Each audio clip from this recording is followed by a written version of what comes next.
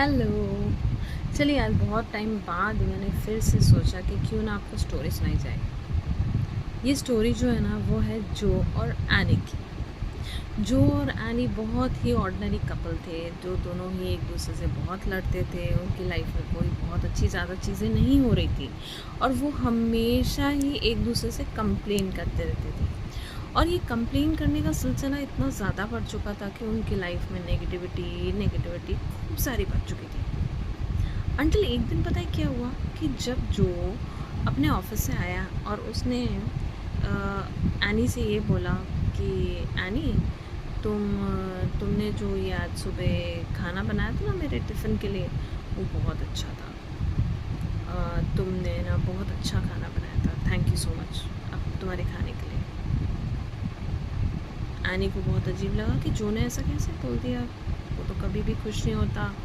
फिर भी कुछ बोली नहीं। उसने सोचा शायद ऐसे ही बोल दिया होगा, कुछ खास इंटरेस्ट नहीं दिखाया। दूसरे दिन फिर जो ने उसकी सफाई करने के तरीके के लिए थैंक यू बोला कि थैंक यू सो मच, तुम इतना अच्छे से सफाई करती हो और जिसकी वजह से हमारा घर इतना साफ दिखता है।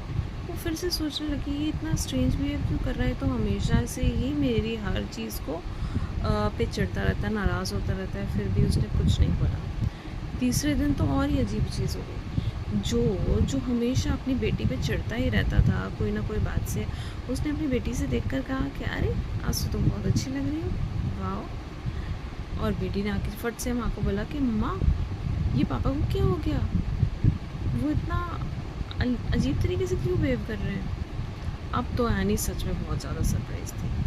पर घर पे काम करते करते एनी ये लग रहा था, एनी कह रही थी शायद अच्छा ही बिहेव कर रहे हैं। वो इस बिहेवियर को एंजॉय करने लगी थी। और उसी दिन रात को क्या हुआ कि जब जो ऑफिस से आया और वो बर्तन धो रही थी, तो जो ने कहा कि अरे एनी, तुम दिन भर से काम कर रही हो, चलो तुम साइड में बैठो, मैं तुम्हारे लिए बर्तन धो देता हूँ।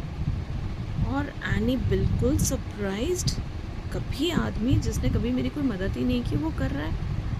और धीरे धीरे क्या हो गया कि अब एनी भी जो की छोटी छोटी बातों में तारीफ़ करने लगी। जानते हैं आपको उनकी लाइफ में क्या बदलाव आया? चीज़ें नहीं बदली उनकी लाइफ में पैसे नहीं आ गए या वो गरीब से अमीर नहीं हो गए, पर जितना था जो था उसमें वो खुश रहने लग गए। वो एक दूसरे के साथ खुश रहने लग गए, वो एक दूसरे को अप्रिशिएट करने लग गए। हालांकि इस बात का कभी पता ही नहीं चला कि अचानक से जो का बिहेवियर क्यों बदल गया था, पर जो भी हुआ था अच्छा हुआ था ना। तो अप्रिशिएट कर